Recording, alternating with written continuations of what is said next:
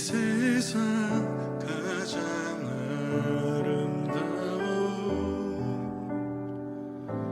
순종의 눈물 온 세상 다시 빛나게 생명의 눈물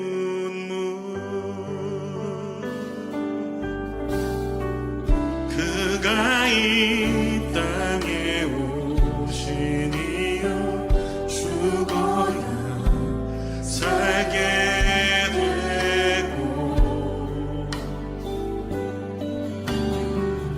져야만 승리하는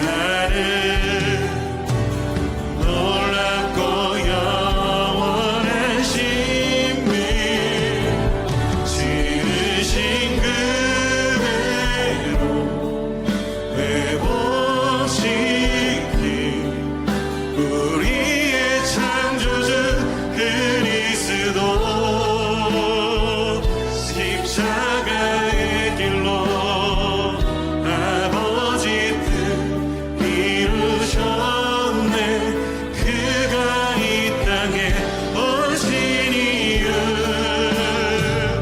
이제 우리에게 맡겨진 그 소망 그 사랑 그 생명 아름답고 눈부신 십자가의 길 우리가 이 땅에 살아갈 이유 다 같이 묵도하시겠습니다.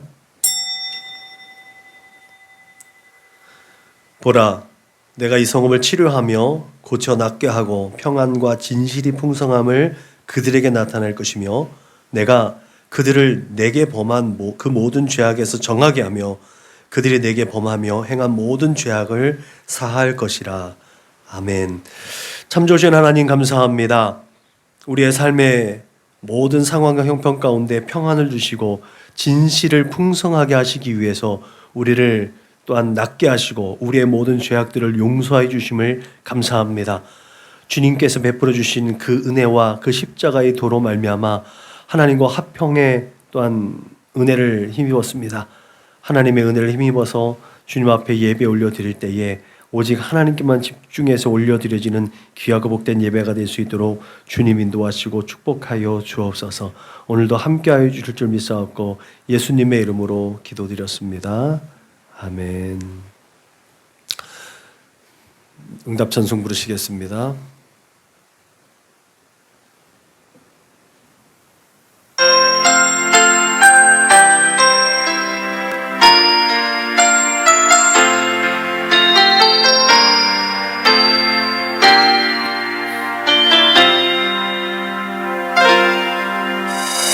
나는 하나님을 예배하는 예배자입니다. 내가 서 있는 곳 어디서나 하나님을 예배합니다. 내 영혼 거룩한 은혜를 향하여 내 마음 완전한 하나님 향하여 그곳에서 바로 이 시간 하나님을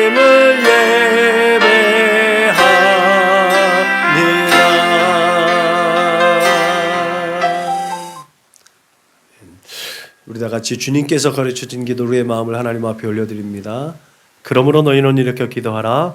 하늘에 계신 우리 아버지여, 이름이 거룩히 여김을 받으시오며 나라가 임하시오며 뜻이 하늘에서 이루어진 것 같이 땅에서도 이루어지이다. 오늘 우리에게 일용할 양식을 주시옵고 우리가 우리에게 죄 지은 자를 사하여 준 것 같이 우리의 죄를 사하여 주시옵고 우리를 시험에 들게 하지 마시옵고 다만 악에서 구하시옵소서. 나라와 권세와 영광이 아버지께 영원히 있사옵나이다. 아멘. 너희가 사람의 잘못을 용서하면 너희 하늘 아버지께서도 너희 잘못을 용서하시려니와 너희가 사람의 잘못을 용서하지 아니하면 너희 아버지께서도 너희 잘못을 용서하지 아니하시리라. 아멘. 우리 선한목자교회 공동체 기도를 하나님 앞에 올려드리겠습니다. 나는 복음의 기수입니다. 나는 두려움과 낙심이 있는 자들을 위로하겠습니다. 우리는 약하고 소외된 이웃을 돌보는 책임 있는 교회가 되겠습니다. 우리는 성도로서 예배자의 거룩한 삶을 살겠습니다. 그렇게 우리는 주님의 영광을 드러내는 축복의 삶을 살겠습니다. 우리는 하나님의 얼굴을 구하는 성도가 되겠습니다. 그래서 이 나라와 민족이 모든 죄악된 것에서 돌이킬 수 있도록 하겠습니다. 우리는 우리 자녀와 성도들이 이단과 사이비에 미혹되지 않도록 관심과 사랑으로 붙들겠습니다. 예수님의 이름으로 기도합니다. 아멘. 찬송가 292장 불러 하나님께 영광 올려드리겠습니다. 찬송가 292장 불러 하나님께 영광 올려드리겠습니다.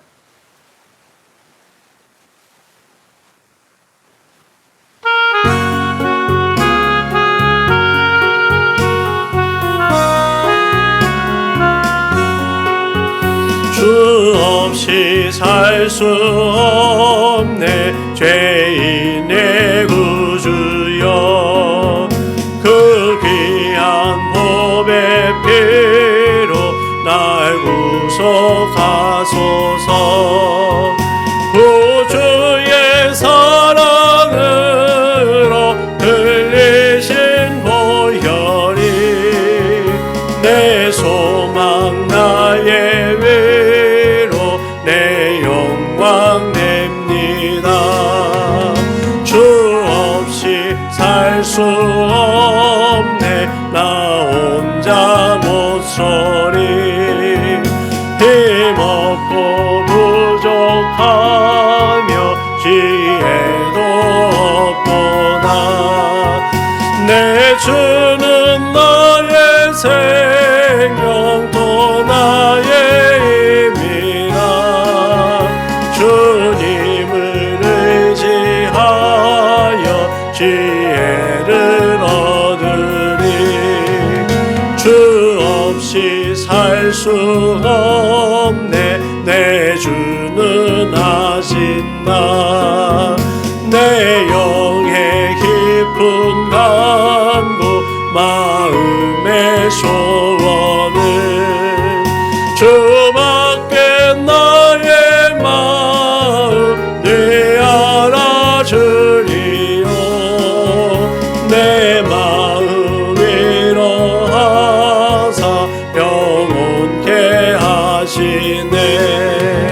주 없이 살 수 없네 세월이 흐르고 이 깊은 호도 속에 내 생명 끝나도 사나운 풍랑일 때 날 지켜주시니 내 곁에 계신 주님 늘 힘이 됩니다. 우리 다 같이 한 주간을 돌아보며 또 지난 시간들을 되돌아보며 자비와 공률하신 하나님 앞에 참회의 기도를 올려드리겠습니다. 다 같이 기도하시겠습니다. 거룩하시고 오신 아버지 하나님 고맙고 감사합니다. 이 시간에도 우리에게 지난 날들을 또한 되돌아보며 지난 시간들을 또한 또 상기하며 하나님 앞에 회개의 은혜를 또한 부여받아서 회개할 수 있는 은혜를 베풀어 주신 것 감사합니다. 하나님 우리의 못나고 어리석고 연약한 발걸음을 다시 하나님께로 되돌릴 수 있도록 믿음과 용기를 또한 허락하여 주시는 줄로 믿고 감사를 드립니다. 내가 거룩하니 너희도 거룩하라 하셨습니다. 그 거룩하심에 동참하는 하나님의 예배자로 그렇게 거룩하고 진실하게 오늘도 빚어져 갈 수 있도록 인도하여 주시고, 그렇게 성령 하나님 함께하여 주셔서 성령 하나님과 함께 하나님의 거룩한 나라를 이루어 나갈 수 있도록 주님 인도하시고 축복하여 주옵소서. 그렇게 이 시간에도 우리 주 예수 그리스도의 십자가 그 은혜를 힘입어서 나의 모든 죄악과 허물을 주님 앞에 고백합니다. 우리 주 예수 그리스도의 십자가 보혈로 깨끗하게 해주시고 거룩하고 진실하게 하셔서 아버지 내 만족과 유익을 쫓았던 내 생각과 마음도 다시 정결케 하여 주시고, 우리의 모든 두 손과 두 발로 지은 모든 죄까지도 다 용서하여 주셔서 아버지 우리의 삶의 모든 자리 가운데 성령을 근심케 하였던, 하나님의 마음을 아프게 하였던 그 모든 허물과 죄까지도 성령의 불로 소멸하여 주셔서 오직 하나님 앞에 정금과 같이 나아가 하나님 앞에 정직하게 진실하게 하나님을 예배할 수 있도록 주님 인도하여 주옵소서. 그렇게 우리를 용납하여 주시고 우리를 맞아주심을 믿사옵고 거룩하신 우리 구주 예수님의 이름으로 기도드렸습니다. 아멘. 사도신경으로 신앙을 고백하겠습니다. 나는 전능하신 아버지 하나님 천지의 창조주를 믿습니다. 나는 그의 유일하신 아들 우리 주 예수 그리스도를 믿습니다. 그는 성령으로 잉태되어 동정녀 마리아에게서 나시고 본디오 빌라도에게 고난을 받아 십자가에 못 박혀 죽으시고 장사된 지 사흘 만에 죽은 자 가운데서 다시 살아나셨으며 하늘에 오르시어 전능하신 아버지 하나님 우편에 앉아 계시다가 거기로부터 살아있는 자와 죽은 자를 심판하러 오십니다. 나는 성령을 믿으며 거룩한 공교회와 성도의 교제와 죄를 용서받는 것과 몸의 부활과 영생을 믿습니다. 아멘. 찬송가 454장불로 하나님께 영광 올려드리겠습니다. 454장불로 하나님께 영광 올려드리겠습니다.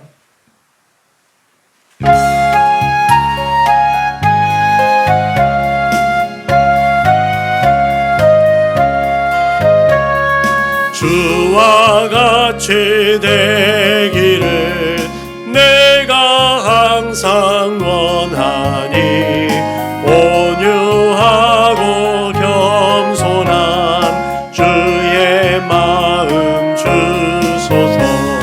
세상에서 우리가 나그네로 있을 때 주의 형상 닮아서 살아가게 하소서. 비록 작은 새라도 돌보시는 나의 주 나와 함께 계시어 나를 지켜주소서. 마음이 깨끗하기를 내가 항상 원하니 악한 마음 버리고 살아가게 하소서. 주와 같이 되기를 내가 항상 원하니 주의 뜻을 따라서 살아가게 하소서. 거듭나 말씀 위에 굳게 서 영원 무궁하도록 주와 함께 살리라. 아멘. 함께 은혜 받으신 하나님 말씀은 예레미야서 1장 1절로 10절 말씀입니다. 은혜 받으실 하나님 말씀은 구약성경 예레미야서 1장 1절부터 10절 말씀, 구약성경 1050면 그 전후를 찾으시면 될 것 같습니다. 구약성경 예레미야 1장 1절로 10절 말씀을 한 절씩 번갈아 가며 읽겠습니다. 베냐민 땅 아다도시 제사장들 중 힐기야의 아들 예레미야의 말이라.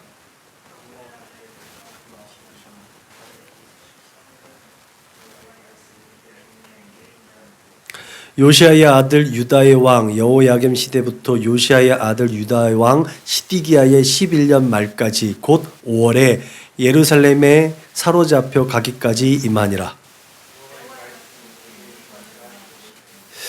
내가 너를 모태에 짓기 전에 너를 알았고 네가 배에서 나오기 전에 너를 성별하였고 너를 여러 나라의 선지자로 세웠노라 하시기로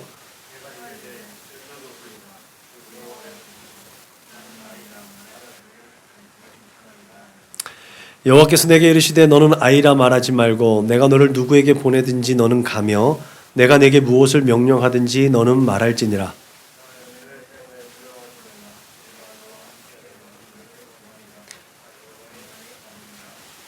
여호와께서 그의 손을 내밀어 내 입에 대시며 여호와께서 내게 이르시되 보라 내가 내 말을 내 입에 두었노라. 보라 내가 오늘 너를 여러 나라와 여러 왕국 위에 세워 네가 그것들을 뽑고 파괴하며 파멸하고 넘어뜨리며 건설하고 심게 하였느니라 하시니라. 아멘. 그리스도인인 우리가 사명자입니다. 할렐루야.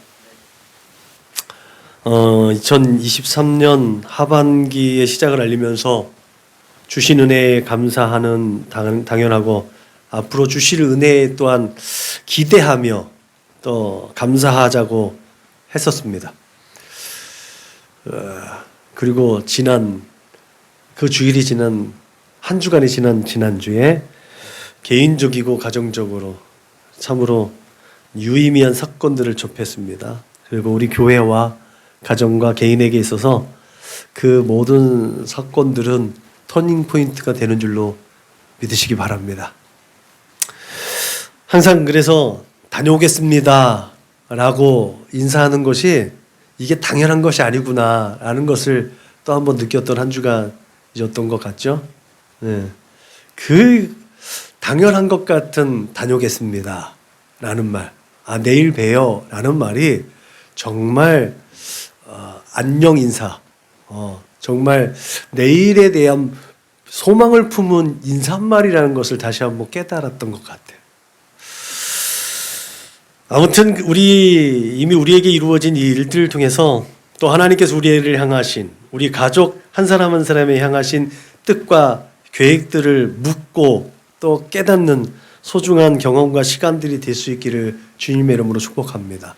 그냥 병원에 누워서 또 이렇게 영양제 맞고 계속 물리치료 받으러 다니는 것으로만 끝나는 것이 아니라 정말 하나님께서 나에게 향하신 이게 그냥 어쩌다 일어난 사건들 항상 그런 사고들은 비일비재하니까 누구에게나 일어날 수 있는 일이니까 라고 넘기는 것이 아니라 이 일을 통해서 하나님 나에게 무엇을 원하실까?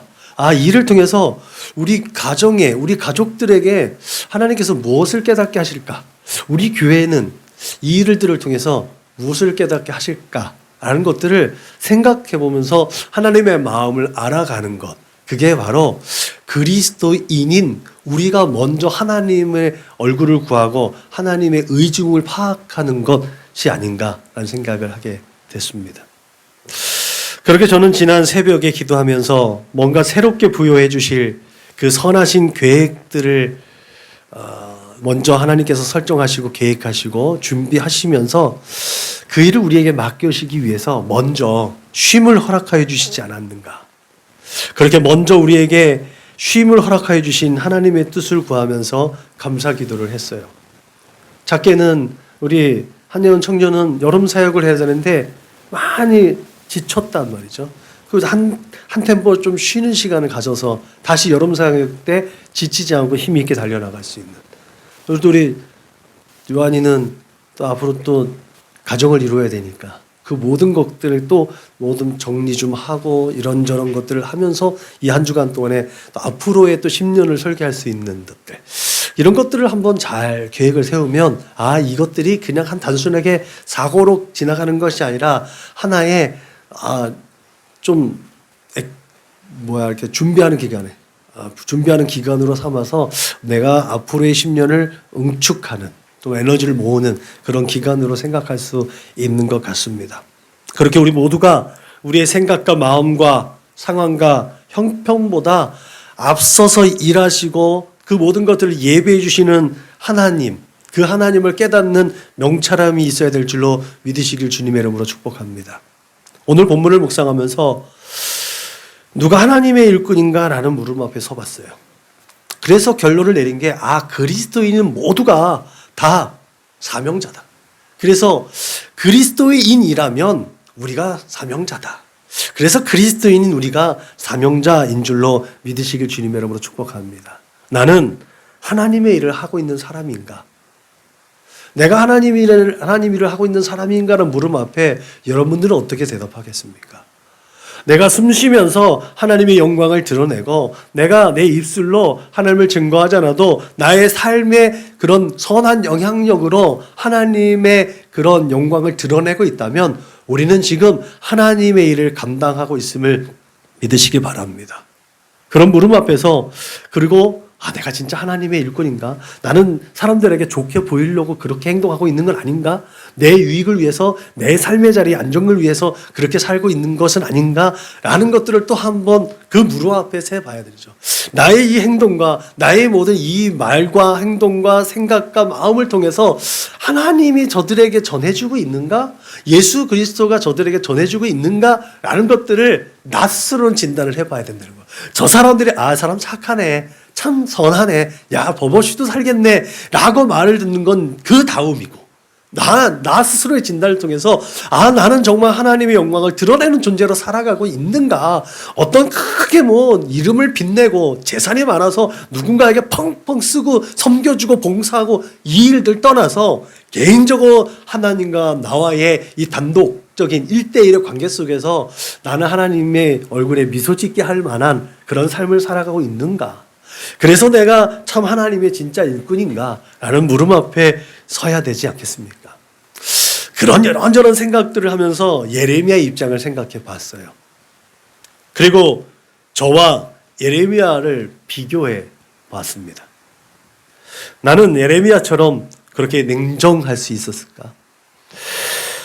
그렇게 가슴을 치며 통곡하며 울면서도 그 민족을 향해서 심판과 징계의 목소리를 내뱉었던 예레미야처럼 나는 그렇게 할 수 있을까? 이런 질문들 앞에서 저는 너무나 작아졌습니다. 나는 내가 좀 정에 약하니까, 내가 거부를 잘 못하니까, 나는 그런 부분에 조금 결격 사유가 있겠다. 그렇게 작아졌고 그렇게 무너졌지만 다시 일어서 보기 위해서 오늘 본문의 말씀을 다시 한번 들여다봤습니다. 그리고 좀 전에 말씀드렸던 것처럼 오늘 예배하는 우리 모두가 그래서 각자에게 주어진 사명을 깨닫게 된다면 우리는 사명자라는 거죠. 사명은 우리에게 맡겨진 거예요. 그죠? 우리가 뭘 하고 싶다고 자원하는 것도 있지만 사명은 본질적으로 맡겨진 일이에요. 내 일이 아니에요. 엄밀하게 얘기하면 내가 하나님의 사명자라면 내 일이 아니라 하나님의 일임을 믿으시길 주님의 이름으로 축복합니다. 그리스도인의 사명은 예수님께서 그렇게 하셨듯이 하나님의 뜻을 그래서 수행하는 일입니다. 그런 의미에서 그리스도인 모두가 사명자라는 거죠. 예수님께서 이런 말씀하셨어요. 같이 한번 읽어볼게요. 시작.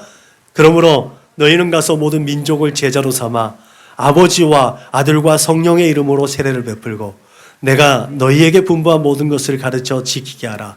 볼지어다 내가 세상 끝날까지 너희와 항상 함께 있으리라 하시니라. 너희는 온 천하에 다니며 만민에게 복음을 전파하라. 믿는 자에게는 이런 표적이 따르리니 곧 그들이 내 이름으로 귀신을 쫓아내며 새 방언을 말하며 뱀을 집어 올리며 무슨 독을 마실지라도 해를 받지 아니하며 병든 사람에게 손을 얹은 즉 나으리라. 오직 성령이 너희에게 임하시면 너희가 권능을 받고 예루살렘과 온 유대와 사마리아와 땅끝까지 이르러 내 증인이 되리라 하시니라. 할렐루야. 이 말씀이 믿어지십니까? 예수님께서 이처럼 십자가 보혈의 공로로 죄 씻음을 받고 하나님을 아버지라 부를 수 있는 권세를 우리에게 주셨습니다. 기본이에요. 그 권세뿐만 아니라 우리에게 하나님의 나라의 복음을 전할 사명도 맡겨주셨다는 사실을 믿으시길 주님의 이름으로 축복합니다. 이것이 구원에 포함되어져 있는 우리에게 당연하게 주어진 하나님의 은혜입니다. 구원받은 자는 그래서 이 구원의 은총을 함께 나눌 수 있는, 이게 하나님을 사랑하고 내 이웃을 내 몸같이 사랑하는 것의 본질적인 하나님의 거룩하신 뜻임을 기억하시길 주님의 이름으로 부탁을 드립니다. 그러므로 하나님의 부르심에는 사명이 있는 줄로 믿으시기 바랍니다. 우리 스스로 사명자가 될 수 있는 건 아니에요. 하나님의 일이기 때문에 하나님께서 맡겨주시는 거예요. 그래서 하나님께서 주신 은사와 달란트는 내 것이 아니에요. 그래서 하나님께서 내게 있는 은사와 달란트를 감사함으로 깨닫고 그것을 부지런히 개발하여서 하나님께 영광으로 올려드려질 수 있어야 될 줄로 믿으시길 주님의 이름으로 축복합니다. 그 은사와 달란트를 내 명예와 내 지식과 내 부를 위해서 정욕대로 잘못 사용하는 것이 아니라 교회가 영적으로나 실제적으로 그렇게 더 풍성할 수 있도록 나눔이 되어져야 하는, 그렇게 교회가 하나님의 영광을 드러내고 이 세대 가운데 교회로서의 사명을 또한 감당할 수 있도록 나의 사명을 온전히 또한 수행해야 될 줄로 믿으시길 주님의 이름으로 축복합니다. 그렇다면 우리는 그 사명을 어떻게 감당할 수 있느냐는 거죠. 이 물음을 가지고 예레미야를 부르시는 하나님의 음성을, 그 음성 안으로 한 걸음 더 들어가 보려고 합니다. 첫째로 우리가 그 사명을 감당할 수 있는 것은 하나님의 말씀이 임하시면 그러한 사명을 감당할 수 있음을 믿으시기 바랍니다. 예레미야에게 하나님께서 사명을 맡기셨습니다. 그러면서 하나님은 예레미야에게 내 말을 내 입에 두겠다라고 말했습니다. 그리고 내가 너와 함께 하시겠다라고 말씀하셨습니다. 이것이 예레미야에게 하신 하나님의 약속입니다. 하나님께서 이러한 약속의 말씀을 예레미야에게 하신 이유가 있어요. 예, 이후에 말씀드리겠지만 하나님께서 예레미야의 사역에 대해서 분명하게 이렇게 말씀하셨습니다. 10절에 있는 말씀처럼 여러 나라와 여러 왕국들을 뽑고 파괴하며 파멸하고 넘어뜨리며 건설하고 심게 하는 것, 이 막중한 사명을 해야 했거든. 그렇게 하나님께서는 예레미야 입을 통해 주시는 말씀을 통해서 그 백성들, 하나님의 백성, 하나님께서 택하신 그 백성을 심판하시겠다고 말씀하셨습니다. 이것을 예레미야가 감당할 수 있느냐? 예레미야는 감당할 수가 없었어요. 그래서 예레미야는 예레미야의 일을 하는 것이 아니라 하나님의 일을 해야 한다는 것을 정당화시키기 위해서 하나님께서 내 말을 내 입에 둘 것이다, 내가 너와 함께 하겠다라고 말씀하신 줄로 믿으시길 바랍니다. 예레미야서는 크게 네 부분으로 나눠집니다. 첫 번째가 오늘 본문의 말씀처럼 예레미야에게 사명을 주시는 부분이에요. 그리고 2장부터 45장까지는 유다와 이스라엘에게 심판의 메시지가 선언되어집니다. 그 심판의 엄중한 하나님의 심판, 처절하고 아주 고통스러운 심판의 메시지가 가득 차 있어서 지루하고 무섭기도 한 그 심판의 내용 가운데 31장부터 33장까지는 아주 정말 샘물처럼 소망의 메시지가 그 안에 담겨져 있어요. 그 생명의 소망의 메시지가 뭐냐? 하나님께서 이스라엘 백성들과 새로운 언약을 맺겠다는 거예요. 그리고 그 새 언약은 영원한 언약이 되겠다는 거죠. 그래서 모세의 율법은, 모세와 맺은 언약은, 아브라함의 언약은 그 밑에 흐르지만 거기서부터가 아니라 새로운 언약이 체결되어진다는 것을 분명하게 말씀하셨고, 그 언약을 통해서 우리를 하나님께서 달아보시겠다는 거예요. 그리고 46장부터 51장까지는 열방들을 향해서 예언합니다. 하나님께서 택하신 이스라엘 향하신 하나님의 엄중한 심판과 계획을 말씀하신 다음에 그 모델을 따라서 그 열방들을 하나님께서 심판하시겠다는 거예요. 그리고 마지막 부분에서도 이제 결국은 그들이 오히려 신격화시켰던, 그들의 믿음의 대상으로 여겨졌던 예루살렘 성까지도 이제 함락되어지는 기사가 있지요. 그리고 마지막에 아이러니하게도 유대아의 마지막 여호야김이라는 이 왕이 포로지인 바벨론에서 그 왕적인 지위가 다시 회복되어졌다는 기사로 예레미야는 이제 마무리된다는 거죠. 이처럼 예레미야서는 끔찍하게도 뽑혀지고 파괴되고 파멸되고 넘어지는 그 암울한 상황들에 대한 메시지가 선포됩니다. 그리고 과정 중에서 그렇게 아까 한 줄기의 빛처럼 하나님께서 새 언약을 맺으시고 영원한 언약이 있게 하신다는 소망을 우리에게 전해주고 있습니다. 이 회복에 대한 메시지가 심판 중에서도 하나님께서 긍휼을 베풀어 주신다는 하나님의 속성, 하나님을 더 깊이 깨닫게 되는 믿음을 우리에게 제공해 줄 줄로 믿으시기 바랍니다. 그래서 우리가 힘들고 어렵고 나의 연약함과 부족함과 실수 때문에 그런 어려운 상황 가운데서도 하나님께서 나를 향해서, 하나님께서 우리를 향해서 긍휼과 자비를 베풀어 주신다라는 하나님의 그 속성을 늘 기대하고 그 은혜의 보좌 앞으로 나아갈 수 있어야 될 줄로 믿으시길 주님의 이름으로 축복합니다. 하나님께서는 하나님의 마음을 근심케 하고 괴롭게 하는 자들을 심판하시기 위해서 예레미야를 선지자로 내정했습니다. 그런데 예레미야는 자신이 너무 부족하고 연약해서 자신은 그 엄중한 하나님의 명령을 수행할 수 없다고 손사래를 쳤습니다. 어쩌면 예레미야의 모습은 오늘 우리의 모습과 같습니다. 우리를 둘러싸고 있는 상황들, 나의 연약함, 내가 그렇게 특출나지도 못하고 영향이 있는 삶을 사는 것 같지도 않은데 내게 무슨 사명이 있겠어? 내 믿음 하나만 간수하라도 내가 참 그것만으로도 다행이지 라고 근근히 버티면서 신앙생활하고 있는 우리의 모습이 어쩌면 예레미야의 모습과도 같습니다. 예레미야의 모습은 그런 모습으로 발견되어집니다. 그런 예레미야에게 하나님께서 말씀하십니다. 내가 너를 거룩하게 하였고 너를 구원할 것이기 때문에 내가 내 말을 내 입에 둘 것이기에 두려워하지 말고 전할 것을 전하라는 거죠. 예레미야가 자신을 아이라고 말한 이유가 있습니다. 자신을 아이라고 그렇게 비유한 예레미야는 자기 스스로 자존감이 상실된 자신의 모습을 보았기 때문에 그렇습니다. 그는 제사장 가문이었습니다. 그럼에도 불구하고 그는 몰락한 제사장 가문의 후손입니다. 오늘 본문에서도 우리에게 정보를 제공해 주시 예레미야의 고향은 아나돗이라는 작은 변두리의 마을입니다. 이곳은 다윗으로부터 왕위가 솔로몬으로 승계되어질 때 솔로몬의 편에 서지 않고 아도니아의 편에 섰던 이 아도니아가 쫓겨난 아비아달이 쫓겨난 아비아달의 고향입니다. 이런 배경을 가진 예레미야는 실제적인 세력에서 떠밀려 나간 그냥 아웃사이더, 정말 마이너 그룹의 한 사람, 그 작은 시골의 제사장일 뿐입니다. 그렇기 때문에 오늘 요시야 왕 때에 예레미야에게 임하신 말씀이라고 해서 예레미야가 하나님의 말씀을 받았을 때 하나님께서 예레미야를 부르실 때가 요시야 왕 때라는 것을 짐작하게 하죠. 요시야 왕은 중앙 집권을 굉장히 강화시켰던 분이고 그래서 성정 중심에 또 하나님 야훼 신앙 중심으로 중앙 집권을 했던 왕이었습니다. 그래서 중앙 집권으로 종교개혁을 일으켰던 왕이었기 때문에 그런 종교개혁을 중앙집권적으로 이루어졌었기 때문에 더더군다나 저 시골의 변두리의 작은 시골 마을의 제사장은 아무 가치 없는 것으로 여겨질만 했습니다. 그 자신을 그는 너무나 잘 알았습니다.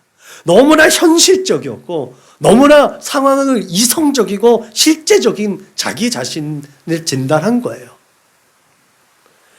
그렇게 선지자로서의 자격과 능력이 없는 자신, 하나님께서 맡기신 그 막중한 사명을 그래서 감당할 수 없고 그것을 할 수 없다고 자기는 아이라고 말할 수밖에 없었습니다.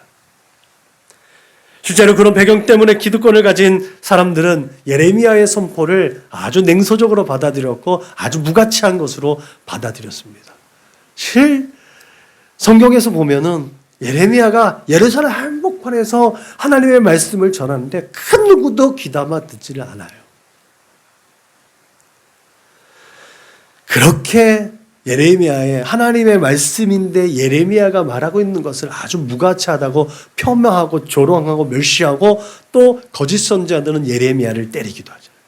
예레미야를 가두기도 하고 예레미야를 채찍질하기도 하고 예레미야를 완전히 터부시합니다. 그렇지만 그런 그에게 하나님께서는 너는 아이라고 말하지 말고 내가 너를 누구에게 보내든지 너는 가며 내가 내게 무엇을 명령하든지 너는 말할지니라고 사명을 주셨습니다.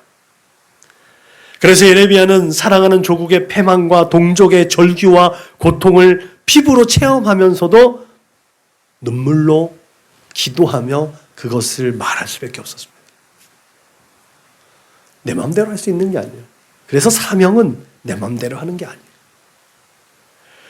그런 그가 담대하게 예루살렘 한복판에서 심판의 메시지를 선포할 수 있었던 것은 오직 하나님께서 그가 해야 할 말을 그의 입에 넣어주셨기 때문이었다는 사실을 기억하시기 바랍니다. 특히 이사야와 에스겔 같이 다른 선지자들은 어떤 이상이나 그런 특이한 행동들을 통해서 하나님의 말씀을 선포하고 표현했지만 예레미야는 하나님의 말씀으로 선포했다는 것을 좀 더 특징적으로 보여주고 있지요. 그렇기 때문에 예레미야의 입에 넣어주신 하나님의 말씀은 절대적이었다는 거죠. 다른 사람들이 볼 때는 이사야가 말할 때는 하나님 환상 중에 있었던 이상 중에 있었던 것을 말하니까 신비를 체험했구나 라는 것들로 인해서 뭔가 좀 동경할 만한 것들이 다 있었어요. 에스겔이 포로족에 나중에 들어가서도 그가 하는 기이한 행동들을 위해서 뭔가 있나 보다라는 것들을 사람들이 짐작이라도 할 만했겠지. 근데 예레미야는 그런 것도 아무것도 없어요. 그냥 오로지 하나님의 말씀만 가지고 선포하는 겁니다. 그렇기 때문에 오히려 사람들은 예레미야를 더 무시하고 조롱하고 멸시할 수밖에 없었음을 우리는 기억해야 됩니다.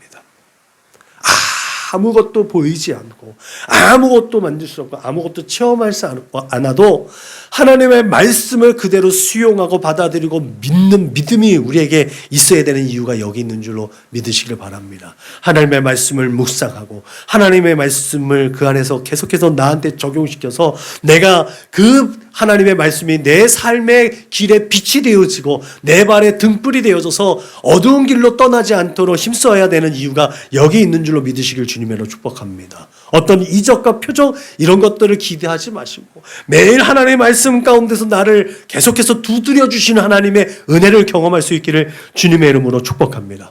그러면 하나님의 말씀이 임하여서 광야로 갔던 세례 요한처럼 하나님의 말씀이 임하는 곳에 우리의 삶이 머물러 있기를 주님의 이름으로 축복합니다. 우리가 머물러 있는 그 삶의 자리에 하나님의 말씀이 날마다 임하여지기를 주님의 이름으로 축원합니다. 그렇게 하나님의 말씀이 우리의 입술에 임하여짐으로 예수님께서 다시 오실 길을 예비하고 하나님의 나라를 선포하는 사명을 감당할 수 있기를 주님의 이름으로 축복합니다. 둘째로 하나님과 함께하는 자가 사명을 감당할 수 있는 줄로 믿으시기 바랍니다. 하나님께서는 예레미야를 거룩하게 하시고 하나님의 말씀을 입에 넣어주셨습니다. 전체적으로 예레미야가 전한 메시지는 정죄와 심판입니다. 예레미야에서는 그래서 좀 깜깜해요. 좀 암울하죠. 하나님의 백성인 유다에게 임할 정죄와 심판의 이유는 딱 두 가지입니다. 어쩌면 두 가지가 전체이기도 해요. 하나님의 말씀에 내 백성이 두 가지 악을 행하였나니 곧 그들이 생수의 근원 대신 나를 버린 것과 스스로 웅덩이를 판 것인데 그것은 그 물을 가두지 못할 터진 웅덩이들이라. 이 말씀을 근거로 볼 때 이스라엘 백성들은 하나님을 떠났습니다. 하나님에 대한 존재의식조차가 없는 거예요. 하나님을 믿지 않았고 이방 신전들을 기웃거렸고 이방 신상을 자기가 품고 다녔던 거예요. 그런 이스라엘 백성을 되돌릴 수 있는 방법은 간단했습니다. 하나님이 함께하고 있는 사람이 누구인지 그 사람을 통해서 하나님이 역사하는 거예요. 그 사람이 바로 예레미야였다라는 거죠. 저는 에스겔을 연구하는 구약학자의 비전을 갖고 있었습니다. 그 중에서도 에스겔 48장에 있는 맨 마지막 장 마지막 절에 소개하고 있는 여호와 샴마, 하나님이 거기에 계신다. 그래서 여호와 삼마라는 그 말씀을 통해서 함께 하심을 통해 본 성전 신학이 저의 메인 주제가 됩니다. 지금도 끊임없이 그 신학적 입장을 고수하기도 하고요. 정확하게 말하면 성전 건축이라는 말, 제가 누누이 얘기해요. 성전 건축이라는 말을 저는 별로 좋아하지 않아요. 건축물로서의 성전은 저는 좀 부인하고 부정하는 입장입니다. 그래서 저는 하나님의 임재는 늘 동경하고 바라봅니다. 그러나 하나님께서 어떤 특정한 장소에 거하시면서 그곳으로만 초대하고 있다는 것에는 반대하고 있다는 거죠. 그래서 예배당을 성전이라 부르는 것에 동의하지 않습니다. 정말 우리가 마음과 뜻과 정성을 다해서 이 예배당에서 예배한다면 하나님의 임재를 그렇게 간절히 사모하면서 주의 말씀에 귀 기울이고 어떤 하나님의 말씀이든 간에 위로를 받고 힘을 얻고자 한다면 하나님은 이곳에 임재하실 줄로 믿으시길 주님의 이름으로 축복합니다. 하나님이 임재하실 때, 하나님이 임재하시는 곳, 그곳이 성전됨을 믿으시길 주님의 이름으로 부탁을 드립니다. 이것이 우리 교회든 아니면 가정이든 우리의 일터든 그곳에서 하나님의 임재를 사모하며 하나님과 함께 할 수 있을 때 그곳은 성전됨을 믿으시기 바랍니다. 여호와 샤마, The Lord is there. 하나님이 계신 그곳이 바로 하나님의 나라인 줄로 믿으시기 바랍니다. 그곳에서부터 하나님의 역사는 시작되는 줄로 믿으시기 바랍니다. 그곳에서 우리의 사명은 시작되는 거죠. 그래서 예레미야에게 내가 너와 함께 할 것이라고 하신 이 약속의 말씀을 통해서 이미 하나님께서는 예레미야에게 하나님 나라의 비밀한 것들을 허락해 주었다는 사실을 우리는 믿어야 될 줄로 믿으시기 바랍니다. 이미 하나님의 나라가 예레미야에게 주어졌습니다. 예레미야는 이를 행하시는 여호와, 그것을 만들며 성취하시는 여호와, 그의 이름을 여호와라 하는 이가 이와 같이 이르시노다. 너는 내게 부르짖으라 내가 내게 응답하겠고 내가 알지 못하는 크고 비밀한 일들을, 그 은밀한 일들을 내게 보이리라. 이 말씀을 통해서 볼 때 정죄와 심판의 메시지를 선포하면서도 아까 말씀드렸다시피 하나님은 우리에게 긍휼과 자비를 베풀어 주셔서 희망을 주셨다, 소망을 품게 하셨다는 사실을 기억하시기 바랍니다. 이미 하나님께서는 예레미야를 모태에서 짓기 전, 배에서 나오기 전에 성별하셨고 여러 나라의 선지자들로 세우셨습니다. 그렇게 예레미야에게 말씀하셨습니다. 그렇게 예레미야는 하나님의 나라의 비밀한 것들을 선포할 사명자로 택함을 받았고 예레미야는 그것을 이제 깨닫게 되었습니다. 더 이상 자기가 아이라고 변명할 수가 없어요. 거부할 수가 없었습니다. 그렇기 때문에 누구에게 보내든지 무엇을 명령하든지 두려워하지 말라라는 이 하나님의 음성이 예레미야에게는 힘이 되고 에너지가 되고 강하고 담대하게 행동할 수 있는 동력이 되었다는 사실을 기억하시길 주님의 이름으로 부탁을 드립니다. 내가 너와 함께 할 것이다라는 말, 누구에게 보내든지 무엇을 명령하든지 두려워하지 말라는 것이 여러분들의 삶의 동력이 될 수 있기를 주님의 이름으로 부탁을 드립니다. 이 말씀이 그렇게 일평생 여러분의 가슴 가운데 새겨져서 어디를 가든지 어떤 일을 하든지 무엇을 일을 하든지 두려움 없이 강하고 담대하게 하나님 나라의 복음을 선포할 수 있는 하나님의 거룩한 사명자가 될 수 있기를 주님의 이름으로 축복합니다. 셋째로 비밀한 것들을 깨닫게 하는, 비밀한 것들을 깨닫는 자가 사명을 감당할 수 있음을 믿으시기 바랍니다. 성경에서 비밀한 것은 요새화되는 것들에 대해서 표현을 하고 있습니다. 어떤 강화되어지고 이렇게 둘러싸서 이렇게 요새화되는 것, 어떤 접근하지 못하게 하는 것. 성경 하나님께서 아담과 하와를 에덴에서 쫓아내시고 화영검을 두루 도르게 하셔서 접근하지 못하게 하셨잖아요. 이게 은밀한 거예요. 이게 비밀한 것이에요. 이게 영문으로 우리가 볼 때는 컷 오프라고 하죠. 딱 거기까지만. 이 컷 오프, 딱 단절하게. 우리 나영석 PD가 땡 하고 치는 거, 뭐 거론할 여지가 없는 거예요. 이 컷 오프 할 때 이 비밀한 것들을 얘기합니다. 그러나 이 하나님의 입장에서 이 비밀한 것이 하나님의 종들에게는 공유되어졌다는 거죠. 말하자면 사명자들에게는 이 비밀한 것들이 공유되어진다는 거예요. 주 여호와께서는 자기의 비밀을 그종 선지자들에게 보이지 아니하고는 결코 행하심이 없으시리라. 할렐루야.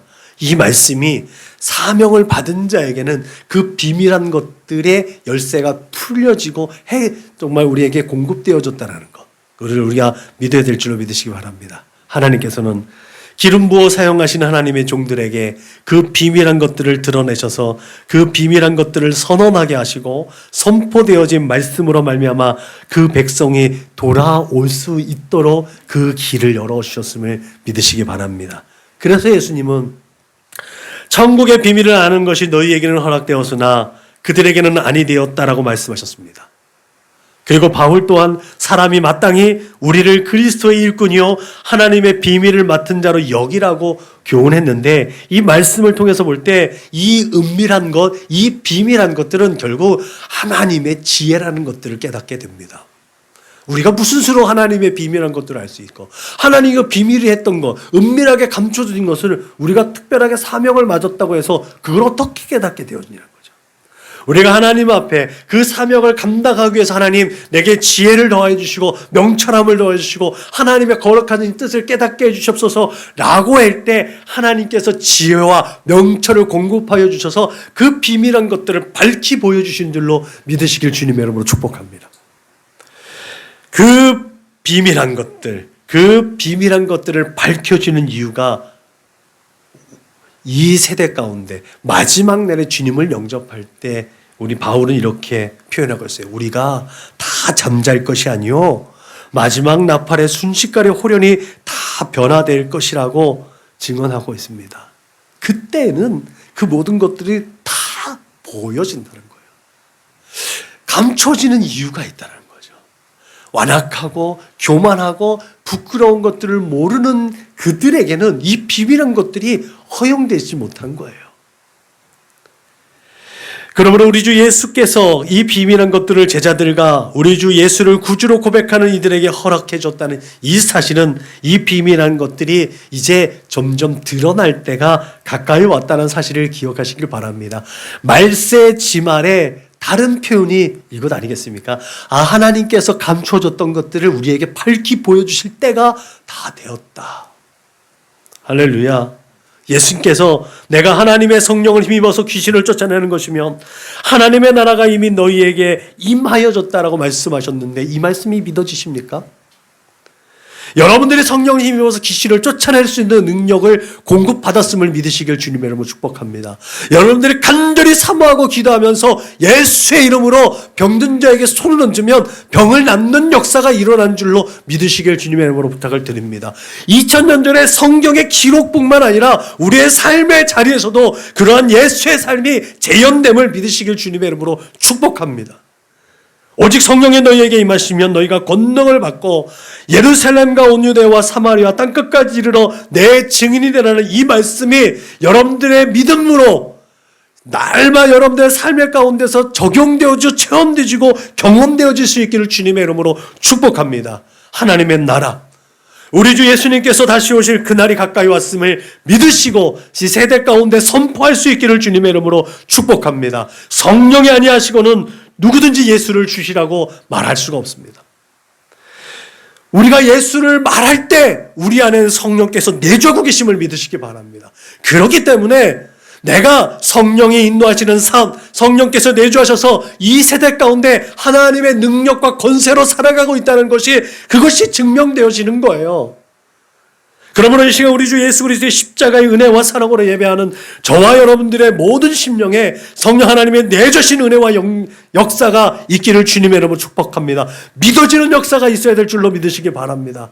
그렇기 때문에 오직 하나님의 성령으로 이것을 우리에게 보이셨으니 성령은 모든 것, 곧 하나님의 깊은 끝까지도 통달하시느냐, 이 말씀을 통해서 우리에게 그 은밀한 것이 공급되어졌고 그 은밀한 것들을 밝혀주는 하나님의 지혜가 공급되어져서 그렇게 하나님의 일꾼으로 부르심을 받은 존재라는 것을 확신하시기를 주님의 이름으로 부탁을 드립니다.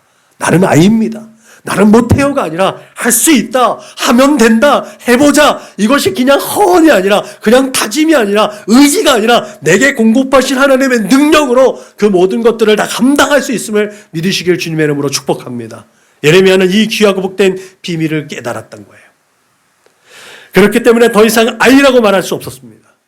그리고 개인 예레미야가 아니라 사명자인 하나님의 종 예레미야로서 이 자신의 민족과 자신의 사랑하는 지인들이 뽑히고 파괴되고 파멸되어지고 넘어지는 그 아픔을 감수하면서도 하나님의 비밀한 것들을 선포하고 선언했다는 사실을 기억하시기 바랍니다.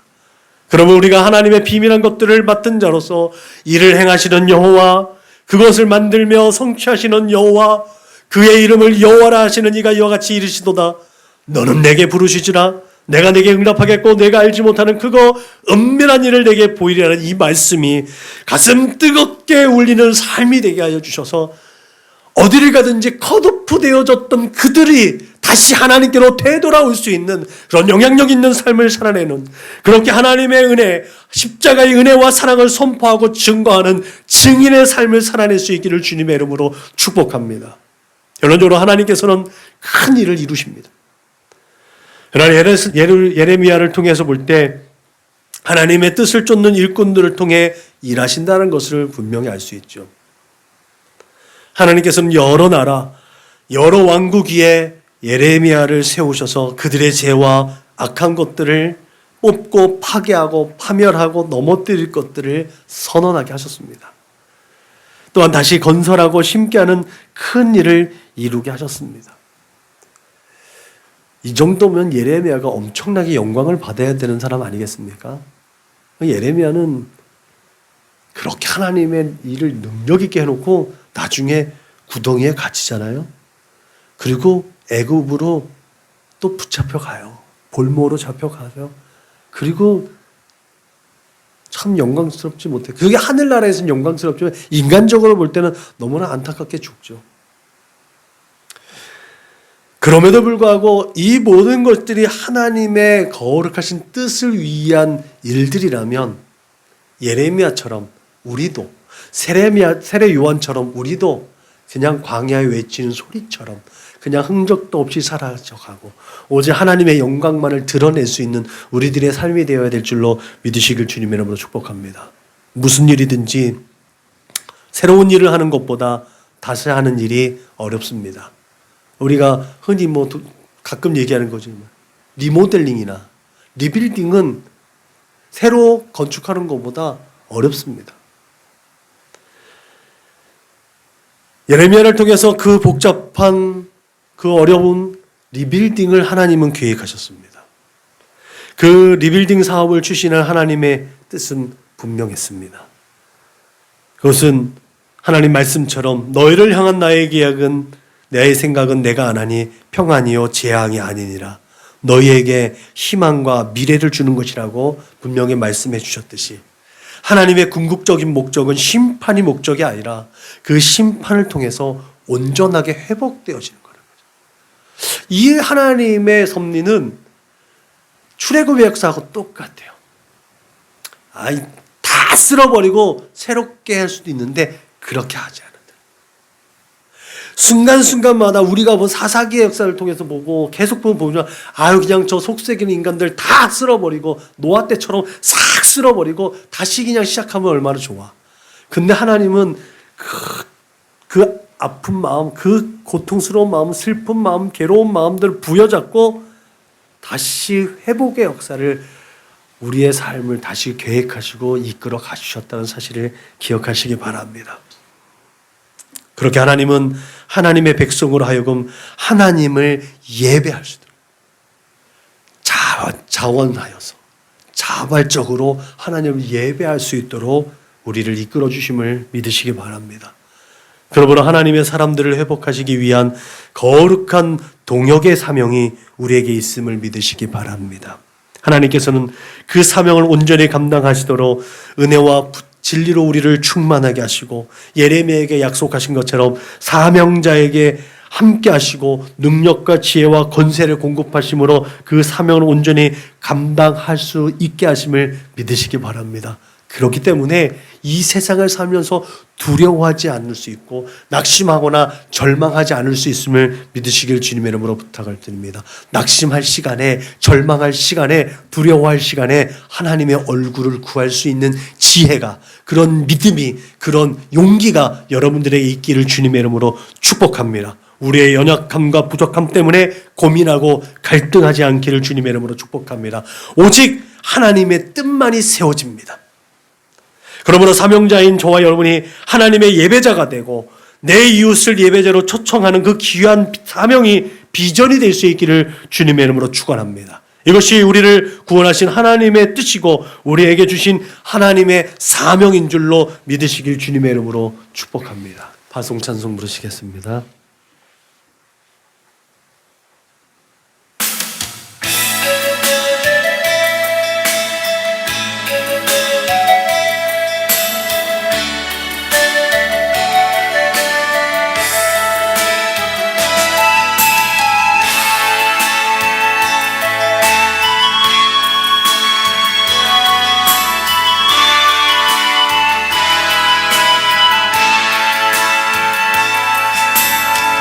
마라나타 주 예수여 어서 오시옵소서. 땅의 모든 끝 모든 족속 주를 찬송하게 하소서. 마라나타 주 예수여 어서 오시옵소서. 모든 열방이 주께 돌아와 춤추며 경배하게 하소서. 우리 주님 다시 오실 길을 만들자. 십자가를 들고 땅끝까지 우린 가리라. 우리 주님 하늘 영광 온 땅 덮을 때 우리 땅끝에서 주를 맞으리. 마라나타 마라나타 아멘. 주 예수여 오시옵소서. 마라나타 마라나타 아멘. 주 예수여 오시옵소서.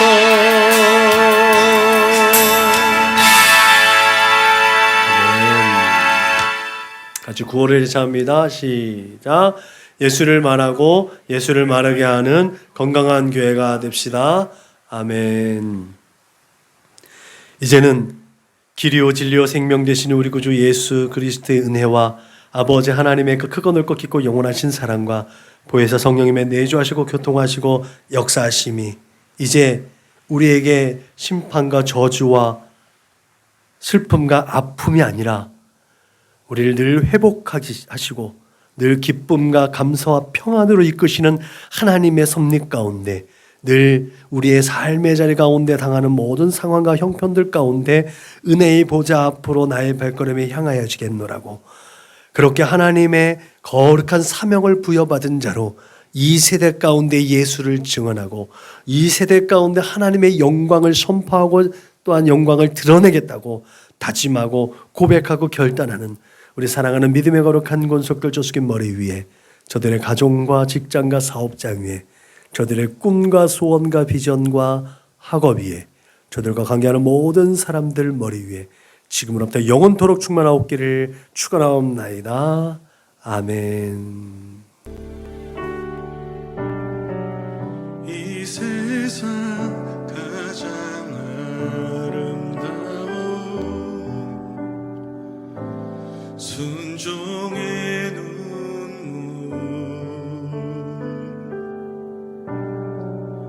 온 세상 다시 빛나게 생명의 눈물 그가 이 땅에 오신 이유 죽어야 살게 되고 저